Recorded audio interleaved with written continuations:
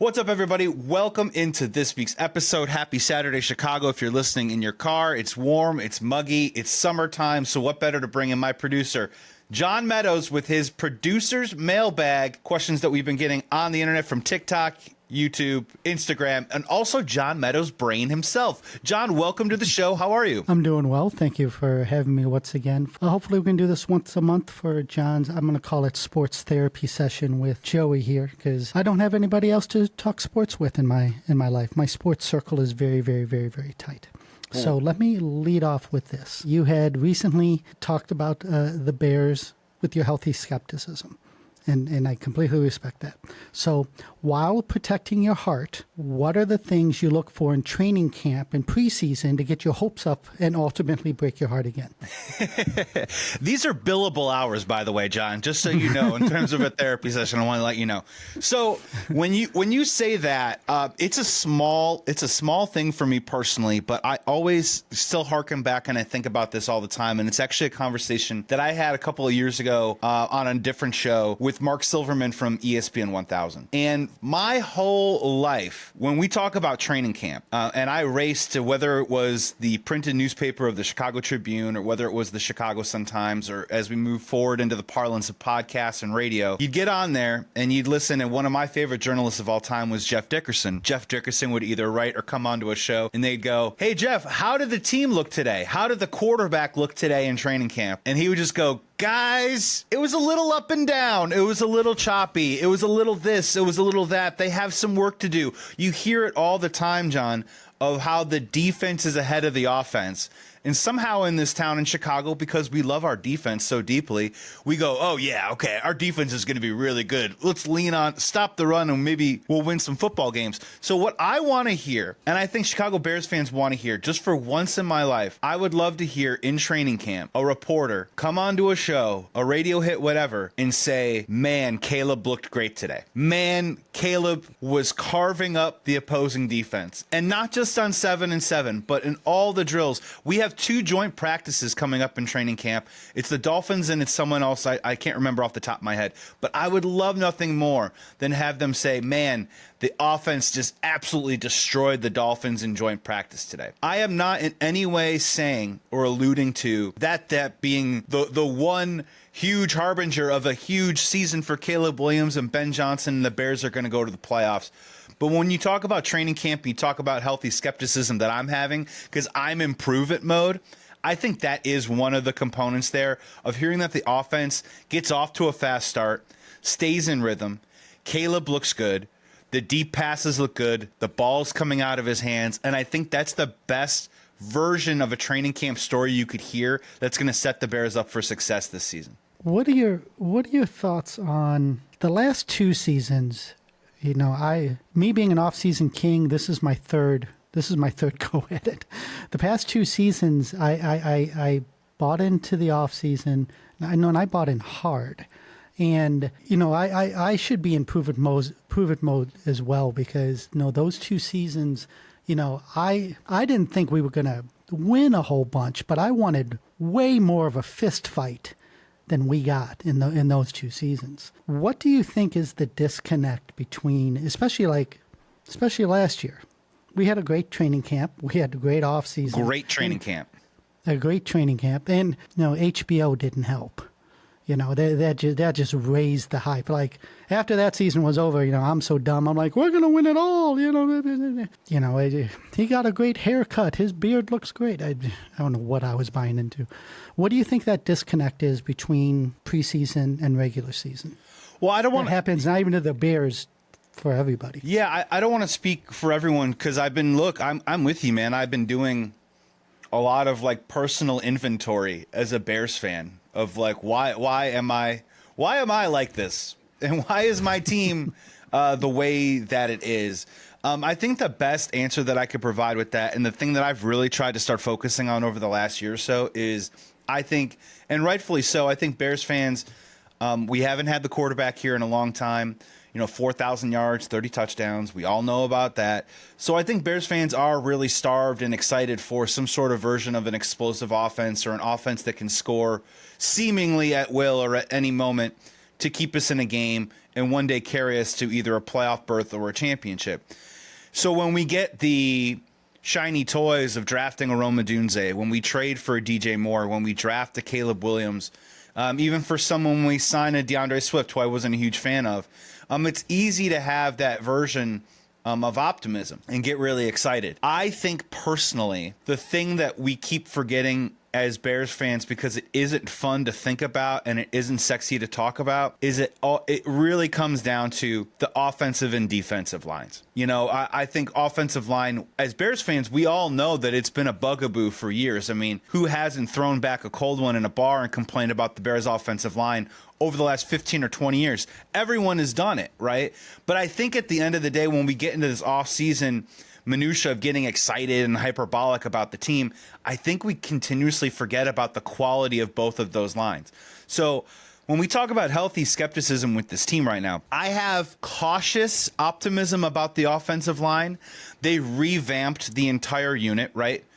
But at the same time, I still have some question marks I'd like to have answered. You know, Braxton Jones is recovering from ankle surgery as our left tackle. I don't know if he will play this season, but is he going to get a full training camp to get up to speed and get up to strength to play at the NFL level? It's going to be a challenge. Everyone's always complained that Braxton Jones could always be a little bit stronger. He has not been able to do that, rehabbing an ankle in the offseason, so they might be starting a rookie there. At left guard, Joe Thuney, Hall of Famer, lock it in, don't need to say much there. At center, Drew Dahlman is someone that I think a lot of people in the NFL like as an above-average player, but I think other people think that he's just fine. So he is going to be an upgrade for us, but let's see what kind of upgrade that is. And then at right guard, Jonah Jackson was a guy who was hurt last year, hasn't played a ton at right guard, and I think, to be honest with you, he has a Pro Bowl on his resume, but I think he deserves a little bit of some skepticism of whether he's going to pan out or not. And then people are waiting to see whether Darnell Wright is going to be the player of the future that they all want him to be. Is he going to finally take that next step in his year 3 to become a Pro Bowl player? So the offensive line is better. I just don't know how much better it is. We really don't know. And in terms of the defensive line, I'm not incredibly optimistic about the defensive line right now. I think they got a lot better up the middle. They are going to be better at stopping the run, which I think is good news and was a serious problem for the Bears last year. But when you're telling me who's sacking the quarterback this year, outside of Montez Sweat, I don't have a ton of answers for you right now. And I think that's still a huge question mark. So I want to be excited about the Chicago Bears. But again, this skepticism, you know, even as we are the Off-Season Kings, and for those listening on WLSAM 890, the crown that John has on right now is so beautiful and so heavy, I'm worried that he's going to tip over. But I do want to be excited about the Bears, but I think there are plenty of question marks, and I'm just not going to cast my lot and just say, you know, automatic playoffs. We're coming for the NFC North. And I think the offensive and defensive lines are the things that Chicago Bears fans sometimes overlook or we talk ourselves into because we just want this team to be good so bad. What pieces do you think we're missing on the defense? In my personal opinion, we are missing an edge rusher on the other side opposite Montez Sweat. In my opinion, I think that is a huge part of it. I mean, we have good players. I do like Grady Jarrett as a player on the inside. I don't know if we have a dominant interior defensive player. It is going to take a village, I think, to get the job done in that regard. I like Montez Sweat a lot. I don't know if he is that true blue chip player or that ace pass rusher that you really need. So if he isn't that, who is the counter on the other side to get after the quarterback? I'm not a huge Tremaine Edmonds fan. I feel like he makes plays, you know, a couple yards late or after the pass has already been caught or after the guy's already got open a little bit. He depends on turnovers a little bit too much, and turnovers can be extremely volatile. And I do think they have a couple of question marks in the safety position. I'm not so worried about the secondary. I think the secondary is good. The only problem is if the quarterback has this is simple, but if the quarterback has all day to throw back there, it doesn't matter how good your secondary is, the NFL wide receivers will find a way to eventually get open. And then we'll be complaining about the secondary, and it might not be their fault. So I just feel like that there are a couple pieces short on the defensive line. I think the linebackers are average. I do like TJ Edwards a lot. I think he is an incredibly strong player. I'm just not a huge fan of Tremaine Edmonds. So I'm not saying that. I think Bears fans possibly might be surprised how average this Bears defense is this year. And it really will be incumbent upon Ben Johnson and Caleb Williams and that offense to kind of meet them in the middle a little bit. And my final part of this is, if you're a Bears fan, you know this better than anyone else. Every single year, it seems like we have a defense that ranks somewhere between the top 5 and top 12 of the NFL. We always have a pretty good defense, right? We always have an offense that sits somewhere in the 20s. And sometimes in certain categories, it has a 3 in front of it in terms of the 30s in terms of ranking. Can we ever get a season where, let's say, the Chicago Bears have a defense that is, let's say, top 12 to 15 and an offense that also is top 12 to 15? I just want to see what it looks like. I just want to try it on. I'm not buying it. I'm not taking it home. I just want to try it on and look it in the mirror just once. And I think that is what's going to be some of the pressure that's going to be on the offense this year, just because at this point right now, I just find the defense to be a bit on the average side. So what are your thoughts on, we have a ton of new people this year. So what's your thoughts on the defensive coordinator? Dennis Allen, look, he has plenty of experience. He's had 2 different head coaching opportunities with the Saints and the Raiders. He clearly is a highly sought-after defensive coordinator, and you would like to believe and think that now that he is going back to just defensive coordinator duties, that he can put his mark and his stamp on this team. I think the question that you're asking is one of the more intriguing, fascinating questions of the offseason. Is, I know we want to see what Ben Johnson can do on offense, but I am really curious to see a little bit of a mix and match of really, like, what was the Matt Eberflus influence and how does it differ and maybe even contrast with what Dennis Allen is going to do on defense? Are their styles different? Did Matt Eberflus really have any effect on this defense at all? There were some moments in the game where I felt like they did a really good job of adjustments. Again, Matt Eberflus, I always thought he was slow to the switch, where they would come out, they would jump us, and all of a sudden he'd have to kind of counter. And they would do a good job of countering, and the defense would kind of shore up a little bit and give us opportunities to win. Now, was the shoring up because the offense went more conservative because they were beating us at that time? That's possible. But I think with Dennis Allen, I really do believe it's going to be interesting to see what he brings to the table that's a little bit different. One wrinkle that I think will be a little bit different is he does believe in more interior pressure. I think Matt Eberflus, from a 3 technique perspective, was more about the interior pressure creating a wall that would allow edge rushers to get to the quarterback, where I think Dennis Allen wants to create the pressure through the middle, which is why you see guys like Grady Jarrett on this team now. But, it will be interesting to see. I don't know if he's necessarily got the horses this year, but it will be curious to see what kind of influence did Matt Eberflus really even have on this defense to begin with, and what is Dennis Allen going to do with it? How will it look different, and can he be more efficient with it? On the other side of the ball, what are your thoughts on the Ben Johnson and the offensive coordinator? So do you think the offensive coordinator that we have now, do you think he's going to be a true OC, or do you think he's just like a placeholder? I think the latter is probably correct on that front. I would be shocked and honestly incredibly surprised if we found out that Declan Doyle was allowed to call plays at any point this season. I think what Ben Johnson has done, and I do appreciate it, and I hope that it works. But what I believe that he's done is he's created a hierarchy, and he's tried to create a room of different opinions and thoughts and ideas. And I think, personally, Declan Doyle's a young dude. I don't have it off the top of my head. He's in his late 20s. But from what I've been able to gather, he comes from Sean Payton's side, and I guess he's very detail-oriented. He's very organized. And I think basically he is a great administrative assistant for Ben Johnson. And I say that, I say that in the most complimentary way possible, where I think Ben Johnson's going to have a lot on his plate. And I think he's going to want to walk into a meeting with everything organized, detailed, and ready to go so that he can work through it in an efficient manner. And it seems like Declan Doyle is very good at that. I also think Declan Doyle will be able to voice his opinion and provide his own thoughts and ideas for the offense. But I think Antoine Randall will also be allowed to do that too as well. I think Eric Bieniemy, who is a former offensive coordinator with the Kansas City Chiefs, will be able to voice that opinion as well. And I think Ben Johnson, hopefully, will be taking some of those ideas, philosophies, and pitches, if you will, for what an offense for the Chicago Bears could look like, kind of putting them together and then having Declan Doyle streamline it, organize it, and then get it ready for game day. I think at the end of the day, I think Ben Johnson is calling every single play for the Chicago Bears. I would be incredibly shocked if Declan Doyle does anything more than just kind of organize a line and keep everybody on the same page. And to be very fair, I'm not trying to diminish what Declan Doyle is doing. I think what he's going to be doing is incredibly important, and I think it could be a version of a mentorship that could possibly turn him into an incredible offensive coordinator one day for either us or some other team. But I do think that's how the structure is in place right now for Ben Johnson.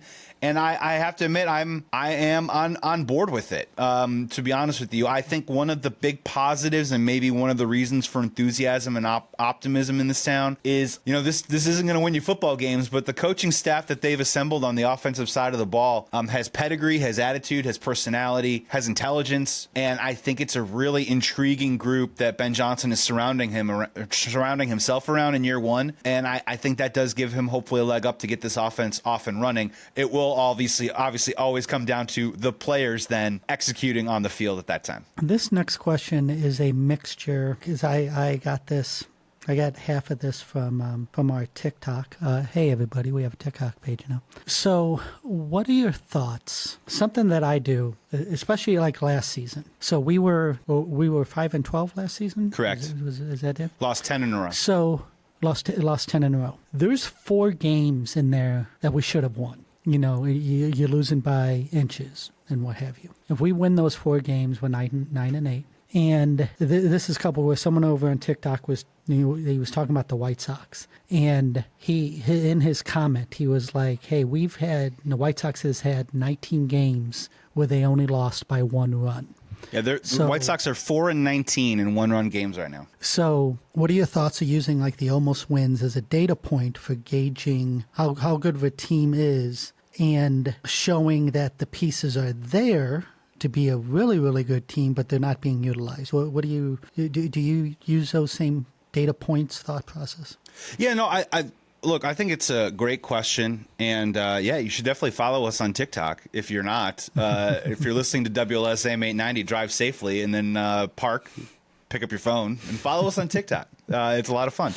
Look, when we talk about that, I would prefer to keep things pretty cut and dry when it comes to that. I think the difficult part or the complicated part with the Bears last year was that there are blatant moments that the coaching staff, more specifically the head coach of the Chicago Bears, made decisions that either mathematically in terms of time remaining or down in distance or whatever you want to call it, mathematically put them in really tough spots. We can complain all we want about Matt Eberflus and his decision to just give them what it was at that 6 or 7 yards in the Hail Mary game that even put them in the position to throw up the Hail Mary. But at the end of the day, they still gave up that pass. And you know what I mean? I mean, Tyreek Stevenson not even being in position, even him not even being in position, I still think you have to knock that ball down and make sure that that's incomplete. So, I get it. I mean, I think there's a great way that you can go out of a season, especially a disappointing season, reassess and do a little bit like of a checklist of where your talent is, and then start talking yourself into how to correct it and how you could possibly be better at it. And keep in mind, I think one of the most important things before I say what I'm about to say is that we had a rookie quarterback last year. Just by conventional wisdom says that a quarterback should probably be better in his year 2, in his year 3, in his year 4. So you are expecting a little bit more from that area, especially a guy who was a number 1 pick in the draft. But when we talk about data points and stuff,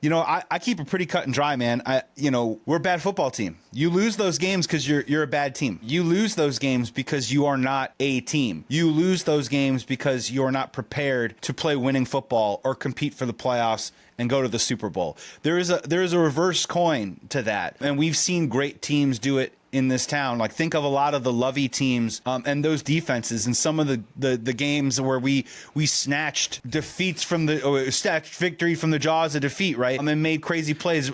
Peanut Tillman stripping the ball away. The game against Arizona and Denny Green. I mean, those were crazy wins, but their talent, their preparation, and their their togetherness as a team put them in a position to flip those losses and turn them into wins. So I can't go both sides of my mouth and say, they just got bad luck or it was the coach or whatever it was last year. Like the Chicago Bears, on its face, were a bad football team. Year one of the DJ Moore experience was fantastic. Year two of the DJ Moore experience left a little bit to be desired. We can make all we want about the body language thing, but it was kind of a real thing. He's supposed to be a leader out there galvanizing the group. And there was moments when he seemed a little checked out at times and didn't quite show up. We had a rookie wide receiver, Roman Duze, with a ton of talent, but needs to learn how to outside block. We had a quarterback, Caleb Williams, who can't throw a deep pass. Those have nothing to do with Matt Eberflus. I admit Matt Eberflus cost us some victories this year for sure, but I'm not just going to sit here and say, well, that was a playoff team last year, because the end result is the end result. And I think that's the razor-thin margin that the NFL is. And that's what the Chicago Bears have going up against them this year. And I'm really curious to see, can Ben Johnson have them run at least a tighter operation, a cleaner brand of football? The one thing about Matt Eberflus that I gave him credit for, at least like the first year or two that he was the coach, was that they didn't commit a ton of penalties. They didn't do a bunch of stupid stuff. And as the team got a little bit better in the talent and then the games got a little bit tighter towards the end, we began to see how the coach would fumble those moments in the end. It put him behind the 8 ball for sure. But at the same time, I'm not going to sit here and say that the Bears were a good football team last year. They simply weren't. They could have won a couple more games, sure. Maybe the momentum would have changed a little bit if they didn't lose that Hail Mary game. But those are all byproducts of mediocre football. Yeah. And that's where I kind of need to land on that one.